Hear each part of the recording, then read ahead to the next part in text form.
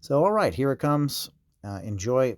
Feel free to comment. Make sure you subscribe so you can, find all of our information and keep up to date with us. And enjoy.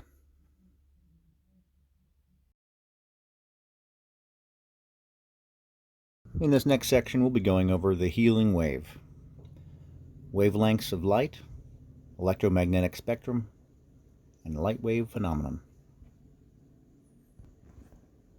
Using a prism in 1702, Sir Isaac Newton separated sunlight into a rainbow of colors. It wasn't understood then, but we understand now that sunlight is a mix of all colors. Each color has a different wavelength, even as it travels from the sun at the same speed. The waves of light are shorter for violet and blue and longer for red and orange.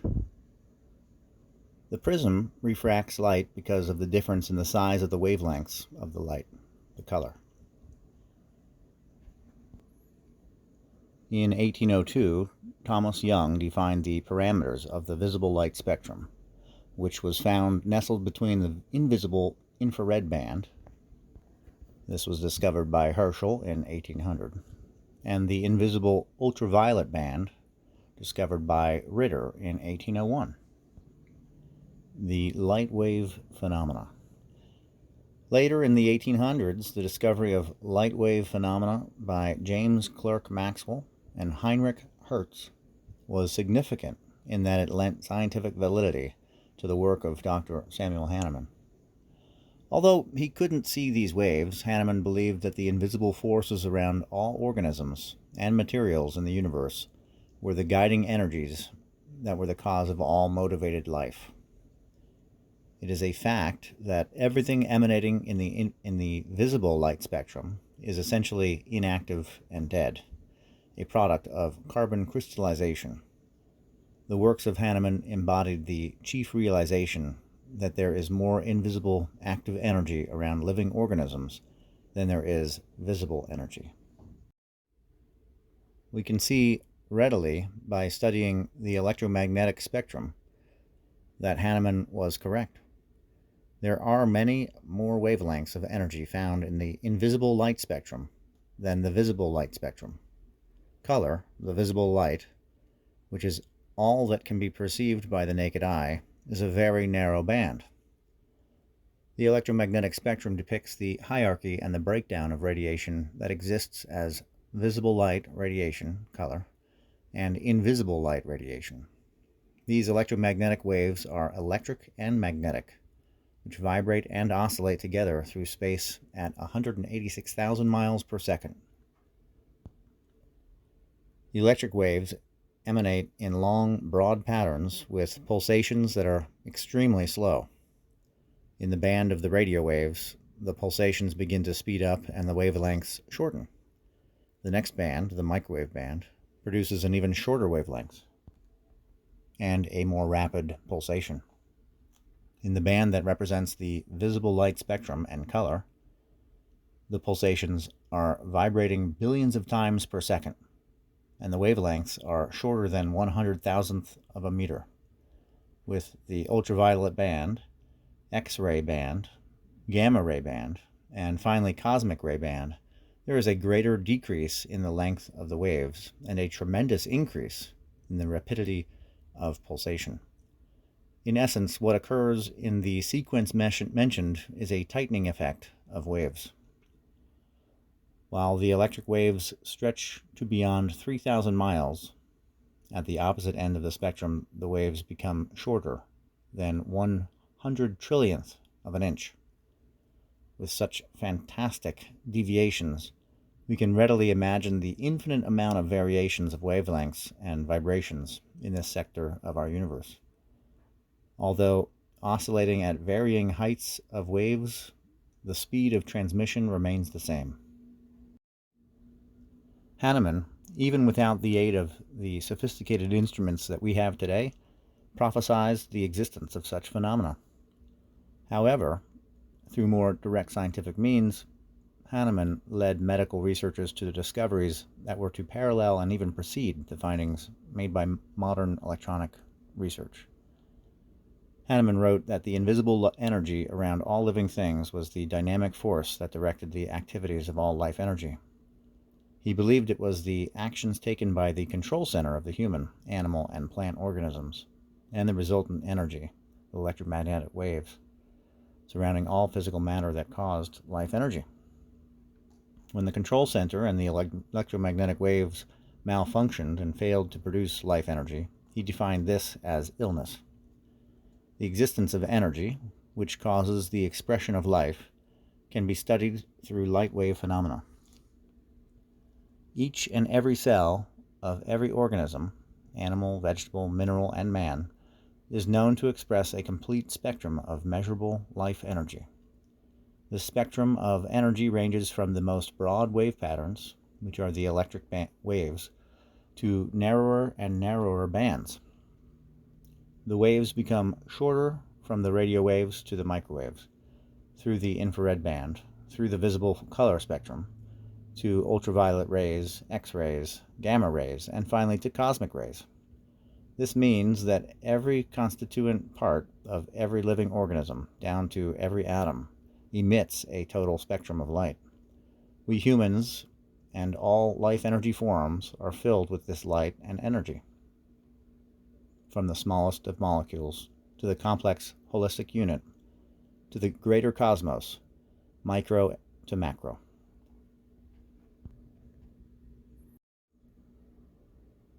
If you could imagine it like an upside-down tornado, to represent the wave forces that are emitted by every living unit of energy, with cosmic rays at the smallest portion at the top and electric waves at the widest portion of the bottom of the upside-down tornado.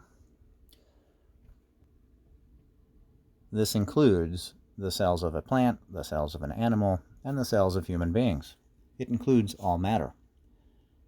As I had previously said, what is visible to the naked eye is a very small band of electromagnetic waves. However, it is only on the visible spectrum that many of the gross distortions of wave patterns present themselves for easy scrutiny. This is to say that any upset of the invisible waves that surround the organism will show up as a mirror image in the visible light spectrum. If we could pull the waves apart from one another, we could create a distortion. This distortion would be immediately reflected in the cells of the organism. If we could squash all the waves together, again, the exact reflection of this phenomenon would show up as a physical manifestation. It is no coincidence that a person may express the feeling of being pulled apart like a rubber band. It is no coincidence that a person may experience the feeling of having a squashed chest. It is no coincidence that a person can experience almost any type of pain or sensation, depending upon the disjointed condition of those specific waves around the body. And so it is in the environment in this planetary system. The vital forces around any organism can be influenced by the vital forces of any other organism. The wave patterns and frequencies that revolve around human beings, animals, vegetables, and even the minerals can influence other humans, animals, vegetables, and other minerals. This means that the collision or impact, the pressure, as well as the loss or separation from certain objects, the space, will cause distortions in the waves surrounding the organism. It will cause upsets in the most basic life energy units of the human being. All entities that are alive and vibrant can influence another body. It is when the substance has ceased vibrating and turned inert that it has very little effect on the vital forces of the body. To note, chemically and electrically inert materials that possess mass can and will snarl up the basic material processes of the body. These inert substances are crystalline deposits in the tissues and cells of organisms that cannot be ionized or activated or used again. The doctrine of individuality. All materials possess a unique identity unto themselves. This means that the molecules of a lampshade, the molecules of a rose, or the molecules of a human being will be different from any other lampshade, rose, or human being. This is the true doctrine of individuality. No two lampshades, no two roses, and no two human beings are ever exactly the same. Exact sameness is an impossibility. For if they were exactly the same, they would violate the most basic law of the physical universe, which is, two objects cannot occupy exactly the same space at the same time. No two objects can be exactly the same. However dissimilar and individualized each object is in the physical universe, there are objects that are similar. There are objects and materials that are alike. This means that a lampshade can have a look very similar to another lampshade. A rose can be very similar to another rose. And a human being can also appear very similar to another human being. It is the similar that can bring about the proper changes needed for healing. It is the similar that can recycle the energetic waves and frequencies of the organism and reset them into proper balance. It is the similar that can discharge improper energies in the organism and rectify upsets, injuries, and illness. So, as a recap to the healing wave portion of our lecture, the light wave phenomena. Conventional medicine must wait until the disease can be seen in the visible light spectrum, a very, very narrow band. It then uses products to act against the diseased tissue, to inhibit, mask, or block the body's natural reactions. These products also shut off the person's ability to be cognizant of symptoms and their importance. Homeopathy accepts the unseen, invisible symptoms felt by the person to determine the remedy to use. The similar, diluted products stimulate a natural reaction on an electrical, energetic level, urging the body's vital energies, the spirit, into action. Homeopathy works with the defenses of the body, and homeopathy works with the intent of the vital force, the spirit. In our next section on the lecture, we'll be going over the control of life energy, the symptoms control clock. When the knowledge of the healing similar is understood, the control needed to eliminate pain and unwanted sensation from the human organism can be attained from materials that cause similar pains and unwanted sensations in the healthy human body. For instance, it is an accepted fact that the sting of a bee instigates certain symptoms. The eyes water, the throat gets puffy, and there may be swelling with allergic reaction on the skin where the bee attacked the body. It was also found in homeopathic drug experimentation with healthy people that the administration of the diluted parts of honeybee, Apis mellifica, will also cause these same symptoms. However, when the homeopathic material Apis mellifica is administered to a person who has similar symptoms of being stung by a bee, watery eyes, puffy throat, swelling on the skin, the condition is abated. This occurs because the electrical energy of the Apis mellifica has been received and understood by the body. Because of the similar and very common symptoms, Apis mel was one of the first and most often used of remedies. Now, our symptoms control clock depicts the principles of the symptoms within the total balance and out of balance body. It is considered that at 12 o'clock, all wavelengths and frequencies of an organism are stable and in total balance, and at 6 o'clock, the similar waves are out of balance. As we administer a homeopathic product to a healthy person, the effects begin to take shape. The symptoms increase as the intensity of the reaction moves clockwise around the symptoms control clock, arbitrarily from 12 o'clock to 1 o'clock. With continuing administration and further note of symptomatology, the person's condition becomes more intense and figuratively moves from 1 o'clock toward the most severe condition, which would be at 6 o'clock. When the 6 o'clock position is reached, a person manifests visible symptoms. At this point, all invisible symptoms which express themselves as pains become solid. The pain of rheumatism becomes a visible calcium deposit. The pain of the bite of an insect becomes a red patch. The discomfort of cracking knee joints leads to melancholy. However, it is with very similar homeopathic drug substances that a person can be made to traverse the symptoms control clock and regain balance. In our symptoms control clock, the right side of the clock from 12 to 6 o'clock is considered positive or increasing in pressure. It is on this side that drug inducement, accidents, or illnesses can cause specific invisible pain. To balance this condition, a negative dose must be applied to the organism. This means that a highly diluted homeopathic preparation of a drug which produces a similar condition, or the very same morbid matter, tuberculosis, rabies, or polio, must be administered to regain balance.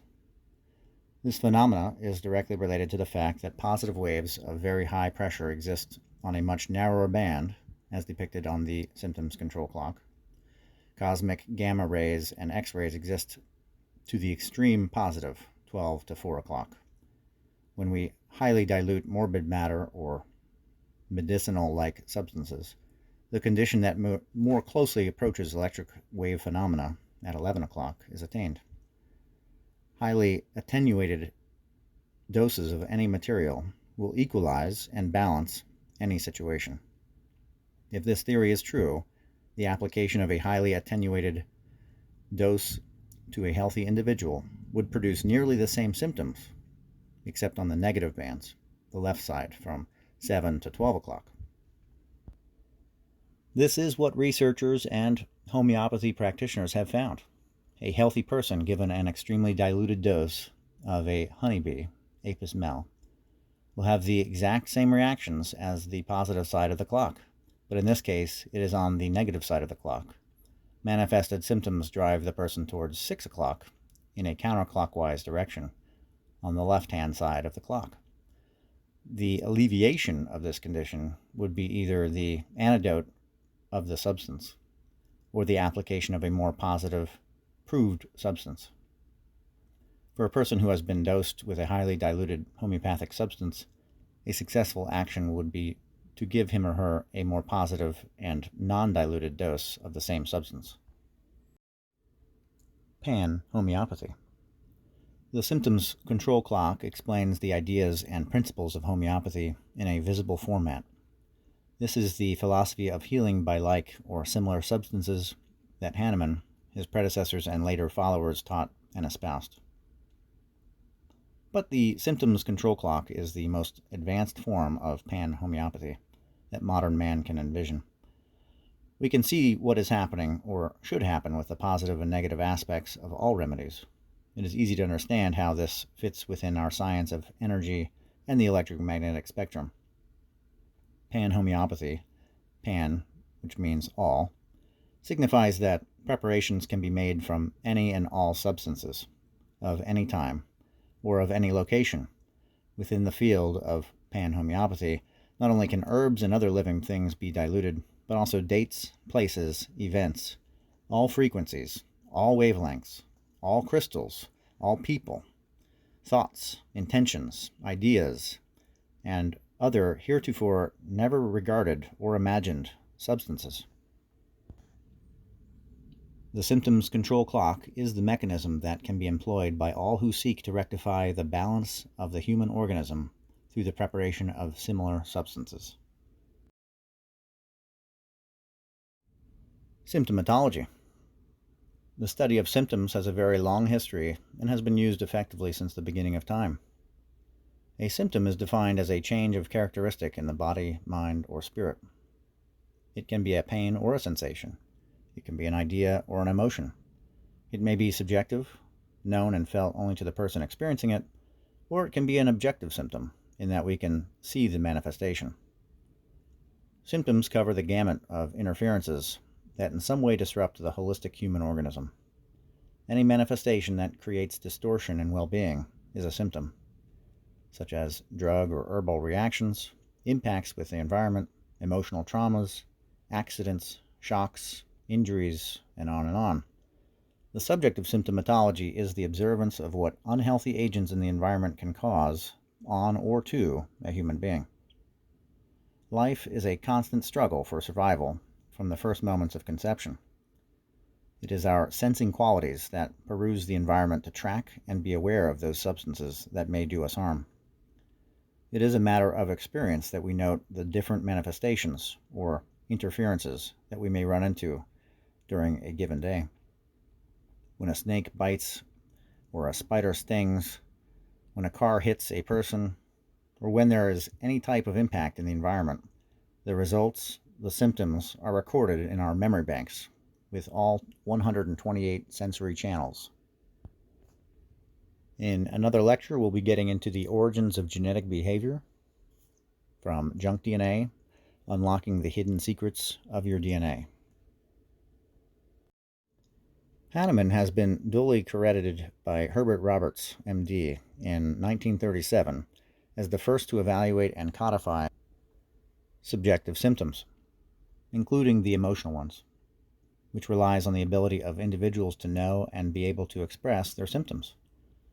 In the early days of homeopathy, the researcher made note of the conditions that were brought about by the administration of certain homeopathic drug substances, as these affected the human body. When considering pan-homeopathy, what is recorded is the individual reaction to every substance on the face of the earth. This means that substances that produce symptoms on or in the body are looked upon in a positive sense as the remedies for those reactions. This enters into the realm of allergic responses and any other type of response that renders the human being less productive or less aware. Homeopathic remedies include many herbs, living substances, creatures, insects, and elements. These materials are employed because the reason and origin of the individual symptoms are unknown. In these cases, homeopathy is a necessity. In situations where the origin of the upset is known, pan-homeopathy is the subject that is employed. In this case, the person stung by the bee endeavors to locate the actual bee that did the stinging, perhaps by swatting at it and killing the insect. The dilution and application of this particular bee is one that can totally ameliorate the condition.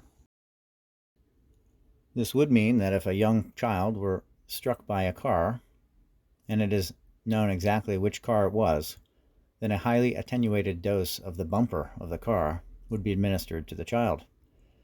When a rabid dog bites a man, the material of that dog is used as an antidote. If a person were to fall and strike his or her head against the bedpost on his way to the floor, a highly attenuated and diluted dose of the bedpost would be administered. The reason for this is explainable. When objects in the environment, which have a specific wavelength, crash into the physical organism, the human being, there is an energy exchange. This energy exchange causes an overload of that particular wavelength in the body. We generally move through an environment that is comfortably spaced apart from our body. When any of the objects within the environment become too close for comfort or are crushed into the surface of the body, it results in an overload of that particular object, that frequency. This overload is seen on the symptoms control clock as a positive symptom, pressure. As I explained earlier, the remedy for that symptom is the application of a highly diluted dose of the same. This is also true of conditions caused by too little of the human being, animal, plant, or mineral. When a person has not seen or heard from a loved one for way too long, symptoms appear. Loneliness, emptiness, and grief are just as much symptoms as are nausea, headaches, and back pain, which, by the way, can be caused by loneliness. The remedy for too little of a human being caused a sensation or a loss of pressure would be a positive dose of the missed person. It is obvious that when the missing person returns, there is a great relief. The same phenomenon applies to the loss or absence of animals or beloved pets. In the case of the necessary plant foods that must be included in the diet for good health, their absence will create symptoms that can only be relieved by ingesting a larger quantity than usual of the missing foods. This is the principle followed in vitamin, mineral, enzyme, and glandular therapies. These alive and energetic substances put back the positive pressure in an area where vital life energy is missing. For a greater understanding of the overloads of pressures and allergy connections, which lessen our awareness and increase weakness, and for finding the hidden aspects and programming in our DNA that have eluded mainstream science. We will be going into this with the origins of genetic behavior, junk DNA, and unlocking the hidden secrets of your DNA in a next lecture. Symptoms and drug effects. Since the beginning of Hahnemann's research, many different materials and their effects on the human organism have been listed and recorded. Each material carries its own distinctive medicinal and curative properties that affect the vital forces of the body.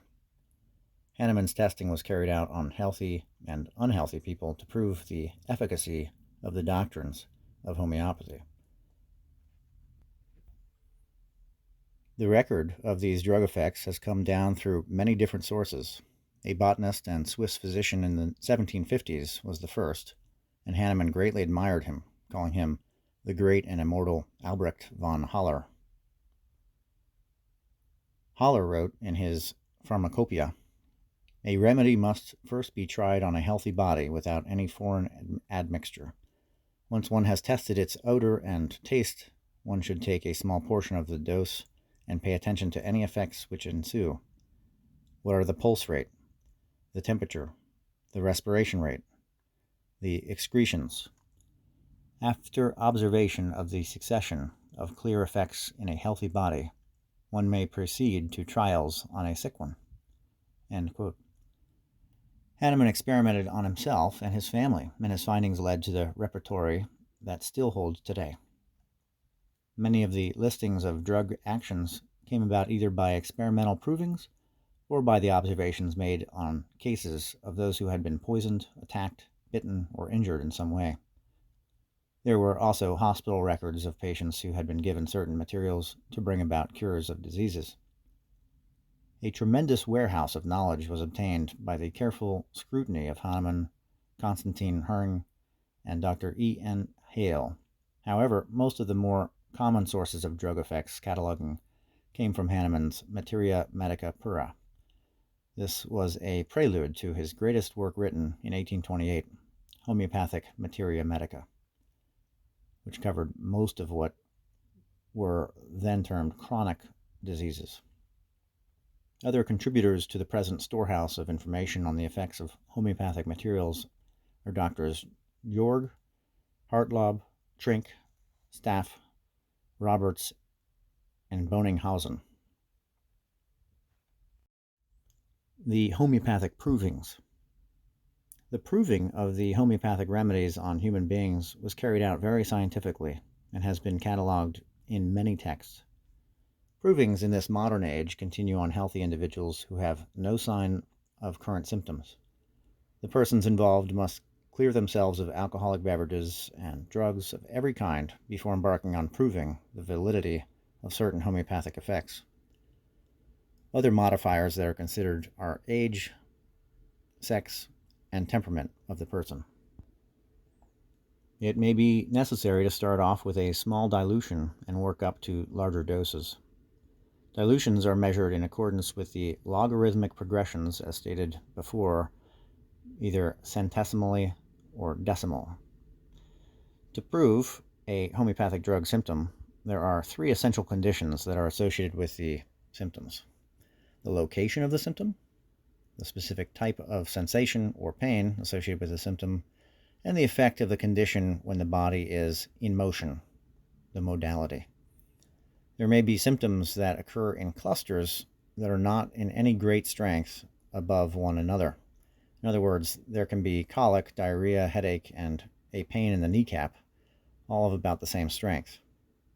There are many symptoms that work as a group and must be noted as specific and unique to each homeopathic application. The sequence of the effects of the body is most important.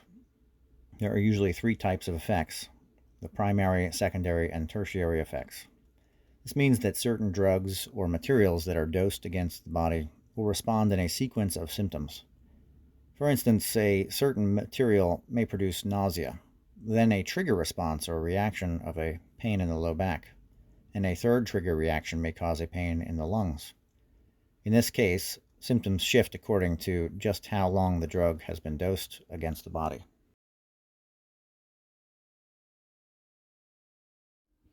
Symptoms as wavelength and frequency.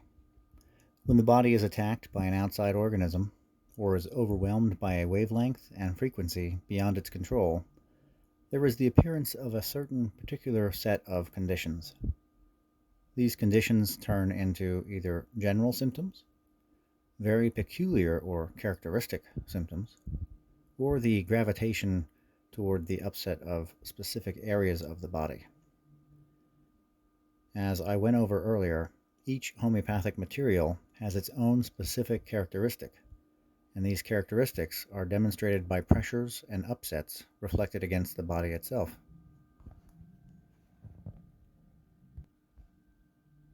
First, general symptoms. These general symptoms can be found across the board as conditions in human beings. These are the weaknesses, headaches, and other fill-in-the-blank, non-specific complaints that currently pervade society and are generally unspoken. The second is the characteristic symptoms. Genuine characteristic symptoms are colorful, descriptive symptoms turned on by a specific material. These are strange and recognizable reactions.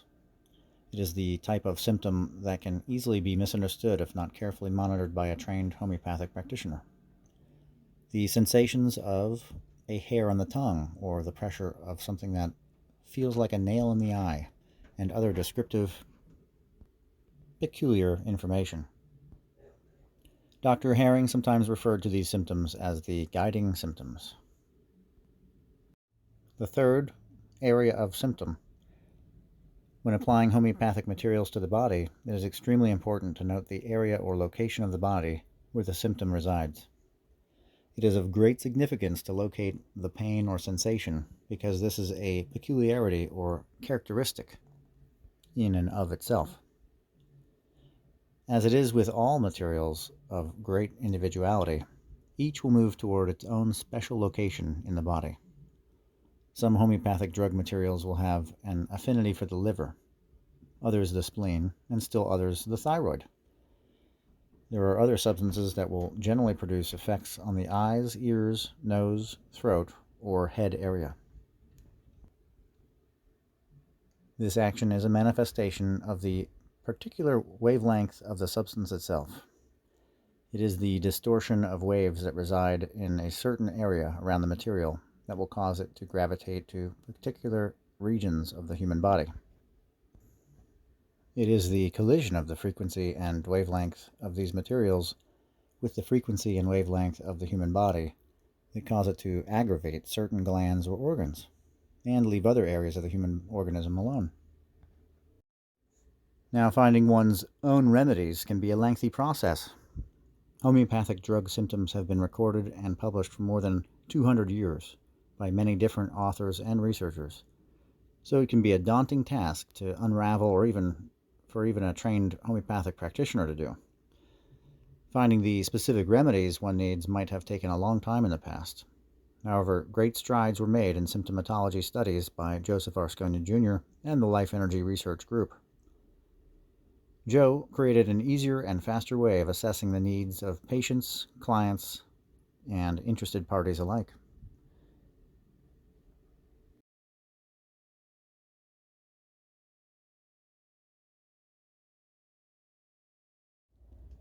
Okay, and that is going to conclude our lecture on the healing wave and the control of life energy. We hope you enjoyed this lecture, and we hope you'll join us for our next series of lectures coming soon.